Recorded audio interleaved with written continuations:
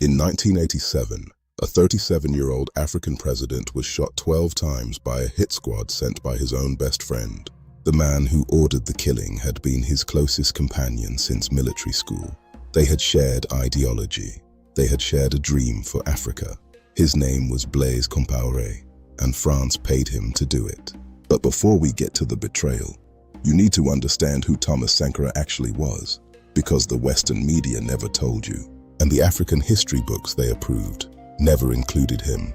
This man, in 4 years, did what most African governments have not done in 40. Thomas Sankara took power in one of the poorest countries in the world, and the first thing he did was rename it. Upper Volta became Burkina Faso. In the Mooré and Dioula languages, it means the land of upright people. He was telling the world and France exactly who his people were and exactly who they were going to be. In 4 years, Sankara vaccinated 2.5 million children against meningitis, yellow fever, and measles. In 1 week, he planted 10 million trees to stop the Sahara advancing. He built schools and health clinics in villages that had never seen a government official.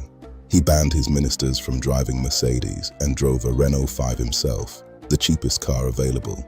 His presidential salary, $450 a month. His total assets when he died, a car, 4 bikes, 3 guitars, and a fridge that didn't work. But the thing that made France truly afraid was not the trees. It was not the vaccines. It was one speech. One speech that Sankara gave at the Organization of African Unity in 1987. A speech that was so dangerous that the recording was suppressed for years. He stood before every African leader on the continent, and he told them, all of them, to stop paying their foreign debt. The debt cannot be repaid. First, because if we don't repay, the lenders will not die. But if we do repay, we will die. Of that, I am certain.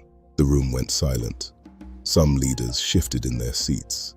Every man in that room knew Sankara was right, and every man in that room also knew saying it out loud would cost him everything. Within 3 months of that speech, Paris made a decision. The man they had originally helped bring to power had become too dangerous. He was building a model that didn't need France, and now he was telling the rest of Africa to follow. They already had their man on the inside, the best friend, the one person Sankara trusted without question. On the morning of October 15, 1987, Thomas Sankara drove to a routine meeting at the Conseil de l'Entente building. He had no bodyguards. He said, "Revolutionaries are not afraid." There was one person he was not afraid of. The one person in the world he had never needed to be afraid of. What happened when he walked through that door changed Africa forever. Part 2. Now.